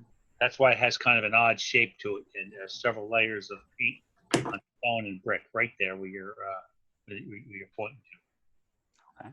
So since there's a lot of history and historic buildings here, maybe a good opportunity to do sort of like having a map at the start of the corridor with, information and sort of like stopping points along the way might be a good way to sort of engage the kids with the history of their community as they're walking to school. we actually have a historical marker plan at the end over here. I'll get to that, or perhaps Councilwoman Brown would like to speak about that when we get to it. And you can't have a historical marker on every corner here, but the suggestion of maybe having a walking brochure just to point out some of the architect or some of the buildings or the previous use 100 years ago. And there was one of the first gas stations in West Orange was down by Meade Street. There was a residence on the left-hand side. So there's several things that could be pointed out here that could possibly be attractive to a pedestrian who wants to walk the area and have something to look at rather than just sidewalks, cars, and buildings with or nondescript buildings. Mm-hmm. One option can be something like a single sign with a QR code, so people can load up on their phone a website that has that information instead of needing, like you said, a post at every single building. And James, people are commenting that parking is a big issue for residents in the area, that there's just not enough parking for residential uses in this area. Okay, so something to keep in mind, parking highly in demand here. So a lot of conflicting, people want to park, but also sidewalks are narrow. The lanes here aren't that wide either, and we have the buses. So there's a lot people want in a short amount of space, something to think about. Can I chime in for a second? Oh, sorry. Yep. No, About the parking. That there's a definitely a need for the parking, but also how you mentioned before, making it clear where they can park and where they shouldn't park. Maybe even having markers, where cars can park, because I know sometimes they're really close together or really far spaced apart, and so just I guess taking too much space or for one individual car, and just making it clear where they can and cannot park, I think would help a lot. Yep, that's a great idea. So striping each individual stall that makes it clear where is legal. Or making yellow, making the curb yellow to make them aware that they cannot park in the yellow. Right, yep. And if you were to mark the stalls and creating sort of the white line here, it makes the roadway seem a little narrower and people aren't parked, which can help slow drivers down. So that's a good option. Right here, and I do want to point out we have this sign, cross only at crosswalks, which indicates there's a lot of behavior of people not doing that. But again, it's important to think about how we've come all this way and we haven't come across a single marked crosswalk anyway. So sort of that behavior comes from the design, the fact that the people aren't being accommodated. I have also about comment about this. This is a really problem area, dangerous for the kids before and after school. A lot of the parents, so in the morning, the entrance to the school parking lot is right up at the top a little bit, right before Torrey, yes, right there where the little arrow is. And so in the mornings, families are not allowed to drive up into the driveway. And so a lot of times they park in the adjacent parking lot and run across the street to drop the kids off at school. There's a parking lot on the other side, right next to the fire station. Right, so a lot of cars will park here and run across the street to drop their kids off.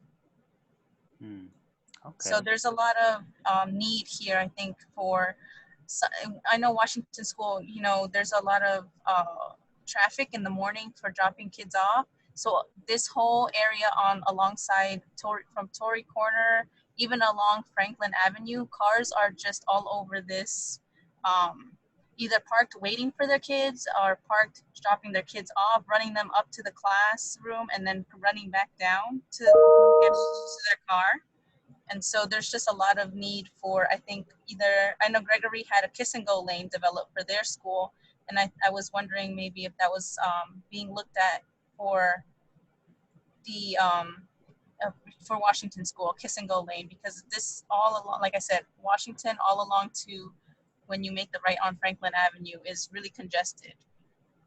Okay, great information. And I did want to point out there's a lot of conflicting signs here. First, this sign, very bad shape. You can't even tell what it says. And then as you mentioned, you have the school, which is telling people to please drop off the students on the street. Then I believe there's this sign that says, no stopping or standing, which means drivers are not allowed to stop and drop off on the streets. So there's definitely a conflict between what the city is doing and what the school is doing and what the parents are doing. And I don't know, if someone on Easy Ride, have you guys done work with them for drop-off kind of plans before?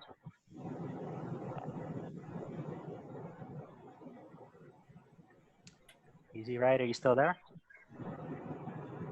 Let me see if I can. Hello? Yeah. Hi, how's it going? So we have to the schools to do bike safety presentations, pedestrian safety presentations. We haven't necessarily touched upon pickup drop-off. So it is something we can look into, but as of now, we haven't. Okay. Great. Yeah, definitely something we can recommend in the report that be looked into, because yeah, definitely clearly you have a lot of conflicting signs and also behaviors. I also wanted to make a comment. There was a comment in the chat group that's asking, if we make it safer to walk, would it be more appealing for this community to walk? But Washington School is a only walking school. Everybody is within walking distance. I think that there were a group of preschoolers that were in Washington last year, and they were the only ones that were bused off. But other than that, there are no buses that get bused to or from school at Washington. So definitely making the walk safer and more attractive would help convince parents to let their kids walk to school. Or biking. Bike Yep. lanes, right? Mm-hmm. And then working with Easy Ride as well, with sort of trying to teach that culture at the school. That's a great way to build together. But of course, no one's going to walk to school if they don't feel safe doing it. So you have to address the infrastructure. Right. Someone wonders is there even a bike rack at the school? There used to be, and they got removed, which I don't know why. But there used to be a small one at the front of the building, but they removed it quite a few years ago. Okay, so they need to address bike parking at the school as well. All right, let's move down a little bit, getting towards the Main Street intersection. The roadway widens considerably. When we reach this traffic signal, we have Washington is a right turn only, no left turn. We also have, they have a right turn here, and they have a left turn signal onto Washington Street. We have some nice flowers and stuff. I don't know if it's a business association or the town that's taking care of this, or at least used to, which looks lovely. Anybody want to talk about this intersection? Yes, I'd just like to point out that on the right-hand side there's a monument, that granite monument that you see, that was installed in 1976 at the bicentennial, and it's a monument to the first settlers, the Williams family at Torrey Corner. Torrey actually derives its name from the Revolutionary War, to those who were loyal to the British Crown, and the marker talks about the Williams family. And Torrey Corner, the name it actually dates back to the 1770s, and that name sticks with us today. And it's at this location that we have a historical marker going in behind it. I'm not going to disclose the topic of the marker at this point, because number one, it's not important, and we are planning a unveiling ceremony, so I don't want to let any of the information out concerning that until plans are finalized. But there will be a historical marker with a scannable QR code going in at this corner, and it will be similar to other markers that the Downtown Alliance has placed here, but this will be the first marker on this actual section of walkable sidewalk. Okay, great to know. Any other comments about this intersection? So Mike Miller was asking how many lanes wide is this approach? It's a good question, Mike. Does anyone who goes through here want to talk about the behavior? Do we get 1 car, 2 cars, 5 cars? Because there's no striping. The police say 2. It's 2. Technically, it's 2 because once you go out onto Main Street, it splits into Franklin Avenue. And so usually if you're going to continue and go onto Franklin Avenue, you would go on the right side. And then if you're going to continue onto Main Street, you go but since there's no lines, sometimes there's one, sometimes there's two, and then also depending on what time, this is all cars that are parked for picking up or dropping off the students. Okay, so even though we have the clear no stopping sign, people do stop here for the school, Right. which probably creates a backup at this intersection. So James, Also, the answer to your question is 1 lane, 1.5, 1. And 2. If I could add, hi, this is Cindy Matu Brown. One of the things that I have noticed right across on this intersection, where there is a business on the corner across the street from the school, there is a lot. I've seen the crossing guard who is there almost have to physically put his body out in front of a car to stop vehicles. A lot of vehicles speed in this area right here where this business is when they're making this left turn from Main Street onto Washington or vice versa. It's a really dangerous space. If you stand there after school to watch, you'll see the traffic safety officer really risk his life to stop cars from speeding. I don't know what can be done there, but that is a concern.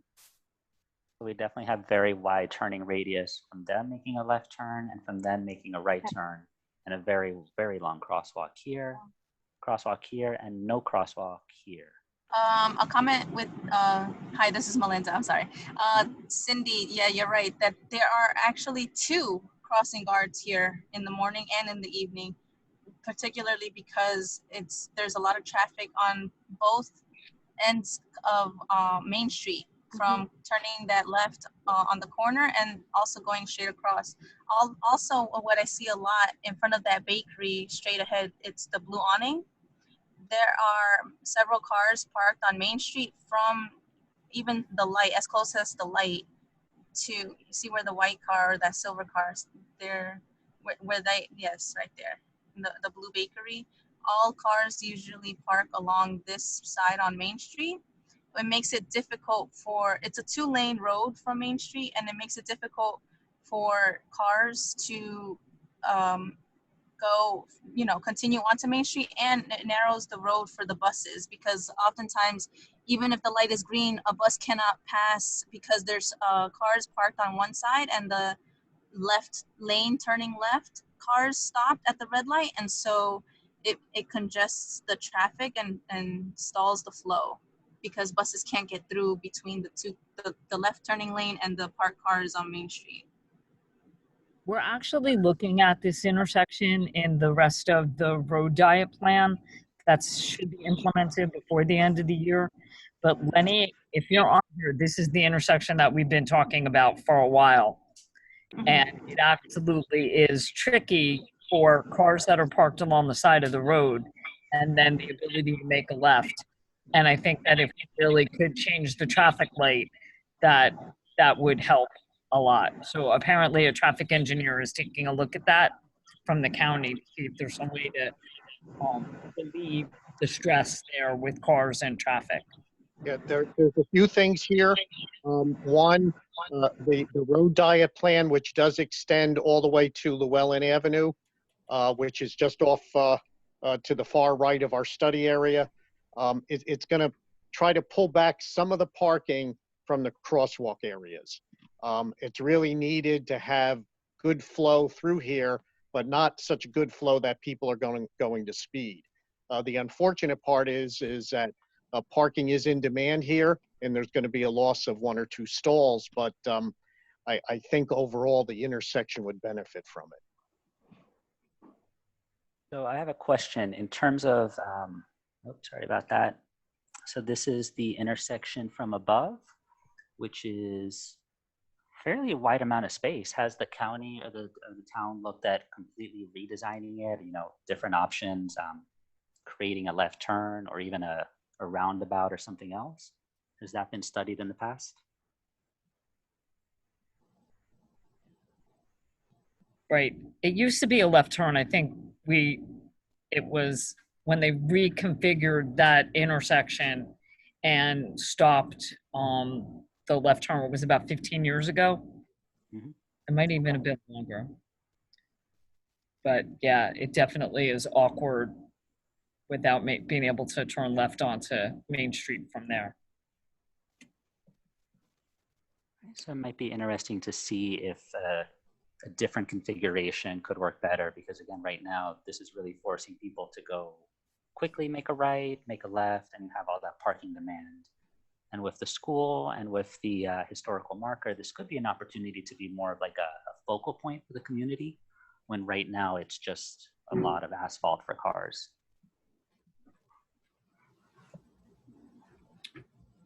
Okay. And yeah, again, you know, we have only a crosswalk on one side. We see we have a very, very narrow sidewalk over here. There's the no parking, but we have the 2 lanes. We have a little bit more trees here, but still overall a pretty, very little room left for pedestrians, but a pretty wide amount of space for cars here. So we're gonna move up to our next intersection, which is also pretty wide. So we're looking sort of northish on Main. We have the right turn onto Franklin, and we have this side road, which is called Llewellyn, I believe. I don't know how you pronounce that. Any comments about this intersection? Llewellyn is correct, yes. Llewellyn okay.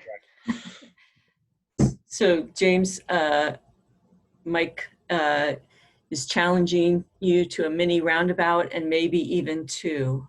One at this intersection and one back at the intersection you were just at. So there's some comments about maybe exploring that further.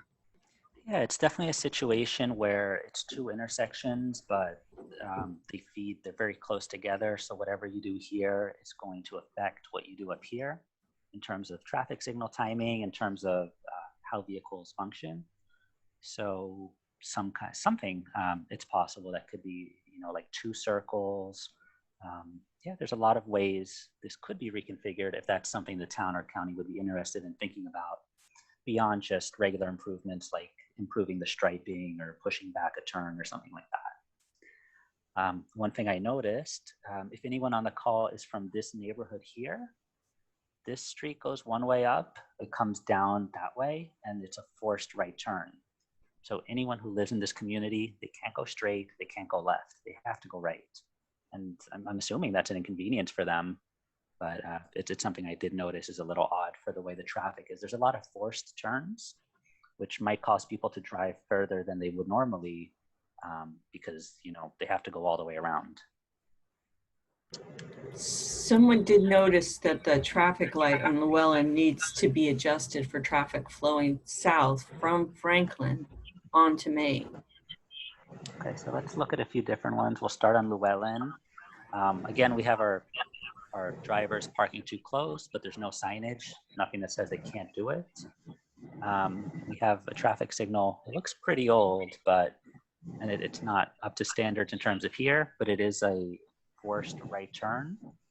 You know, the signage is not 100% clear. We have, if we're looking at Main Street, what was that concern again, Anne? Just that it's hard to turn traffic flowing south from Franklin onto Main Street. Oh, this one. Okay, so we'll look at that in a second. So here on Main Street, I definitely noticed there's no left turn onto Franklin. So again, one of those restrictions. But this sign up here might be a little confusing because it's talking about this left turn lane. But if you're not from the area, I might see this sign in front of me and not notice this one and make this a legal turn. So that could be a little bit confusing. I don't know if that's behavior anyone has noticed. It might just be, you know, in street view, it looks a little different than it would look in a car.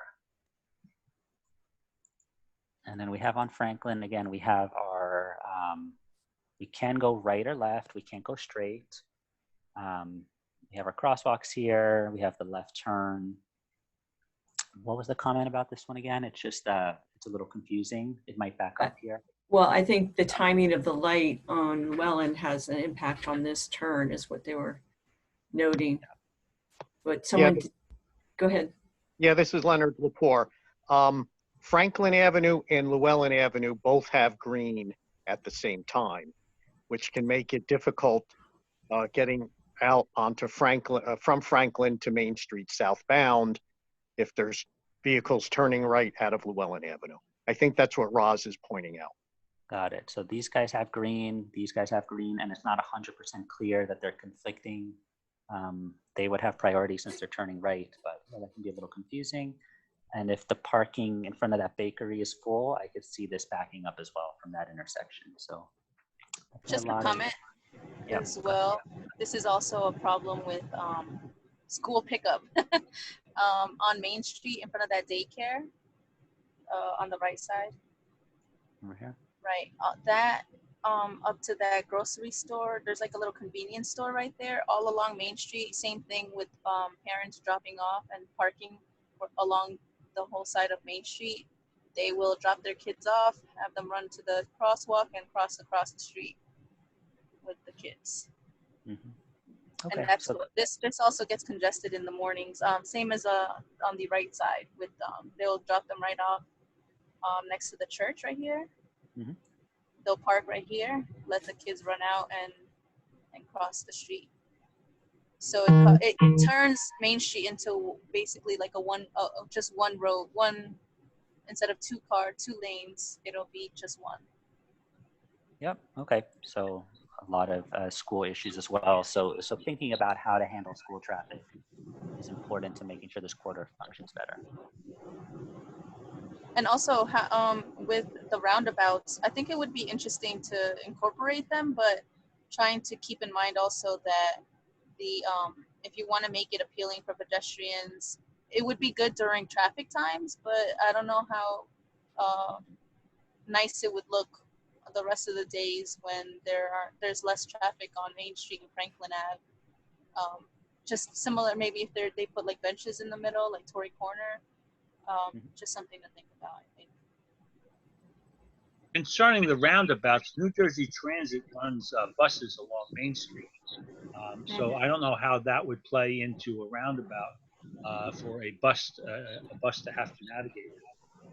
Right. Any roundabout would have to be wide enough for buses and for trucks.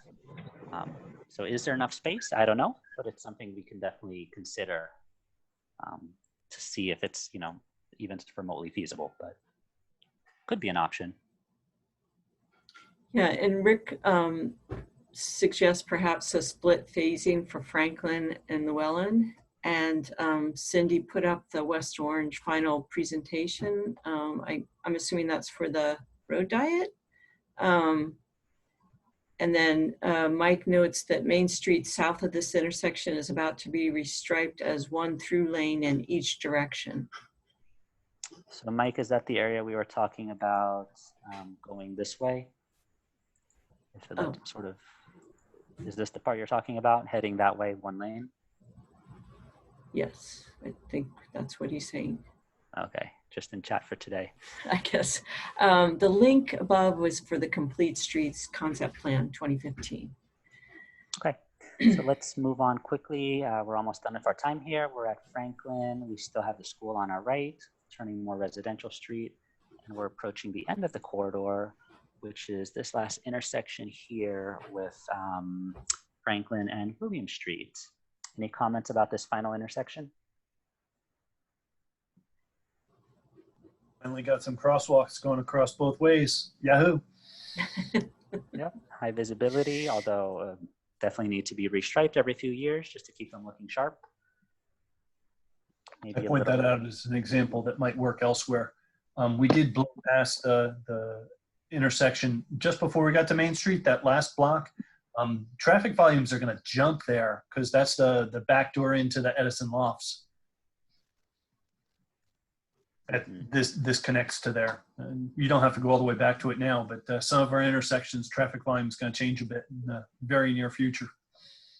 Okay, so something to keep in mind is that traffic definitely won't be going down here. So it might require more than just some striping, make sure things function up here. This has always been, I'm sorry, go ahead.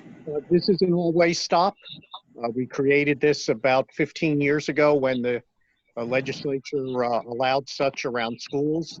We also have edge-lit flashing LED stop signs along Franklin Avenue at this intersection.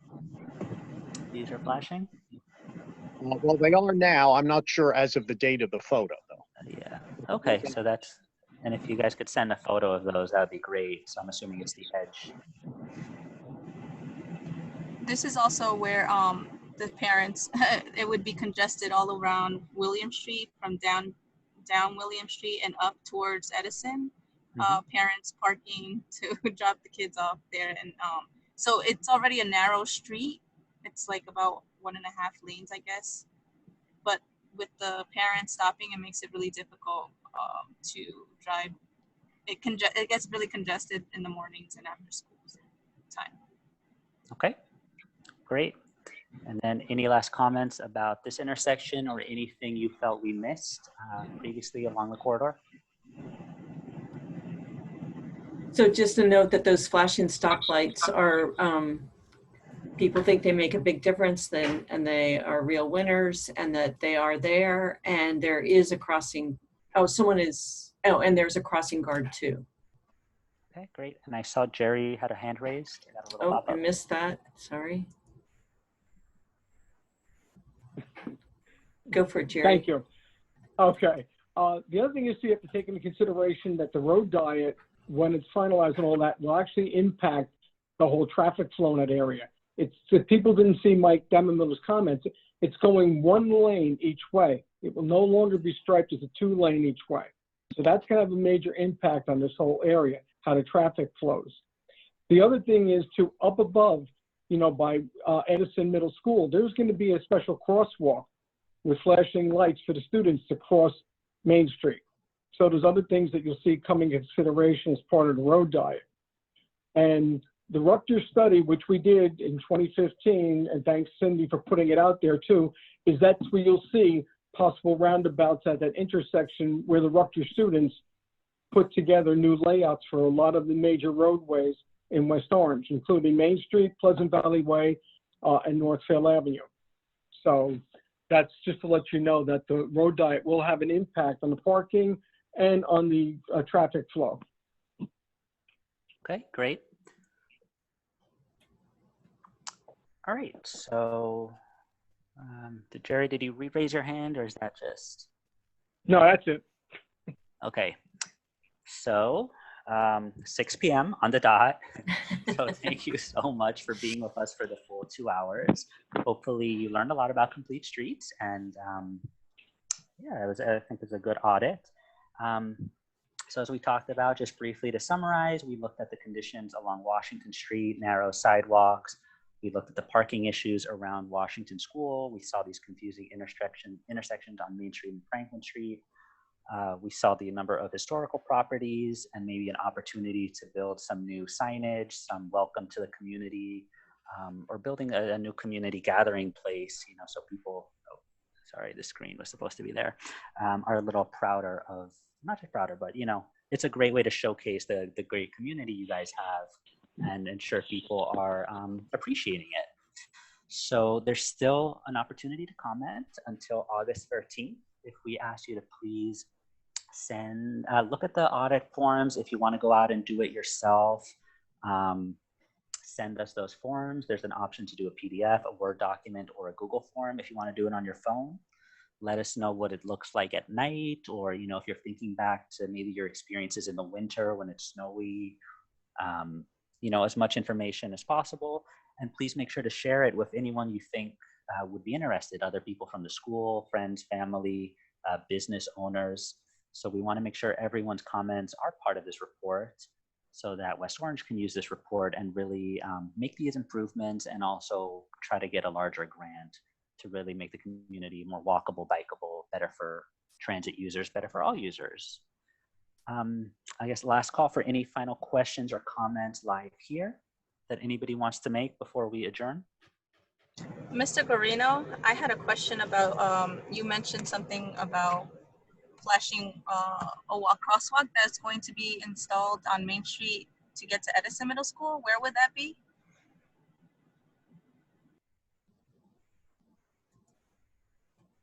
Because one concern that it will be right by where the Dunkin' Donuts is, in that area.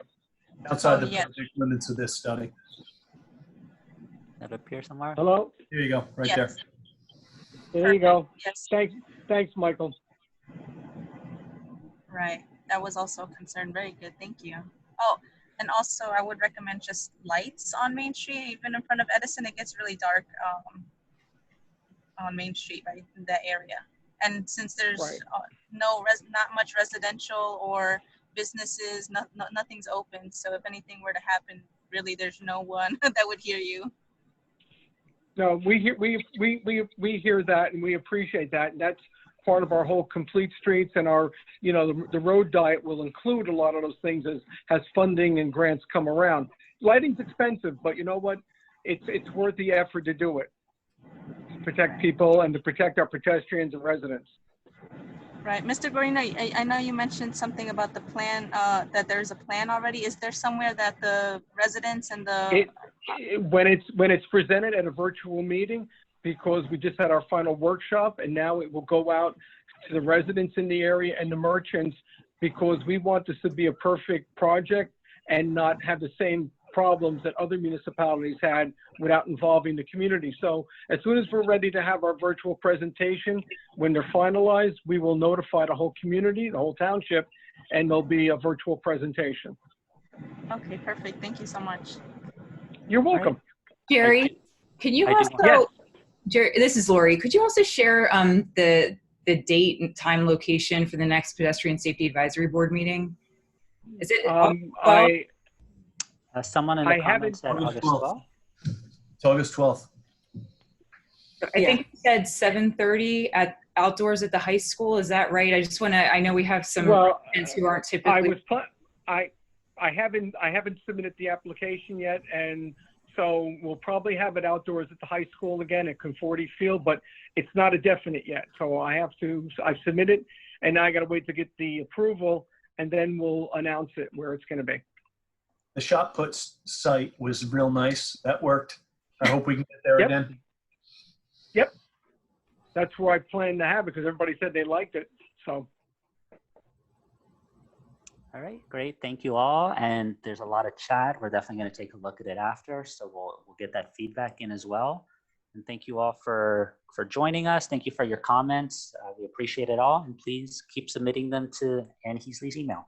Yeah, so just so you know, I will be sending you an email in the next day or so that will provide you with a link to this presentation so you can watch it. It'll also have the slides that Ashna and James went through, so you can see the presentation again. It'll give you the links to the PDF of the audit form that you can print out and use, or it'll also give you the link to the online fillable form.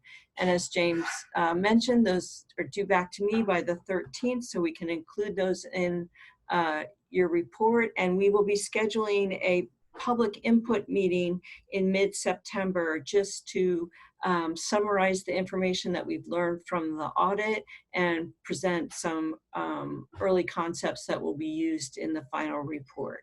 So more to come. So thank you. All right, thank you, everybody. Have a good evening. Yes, thanks so much. Thank you. Thank you. Thank you.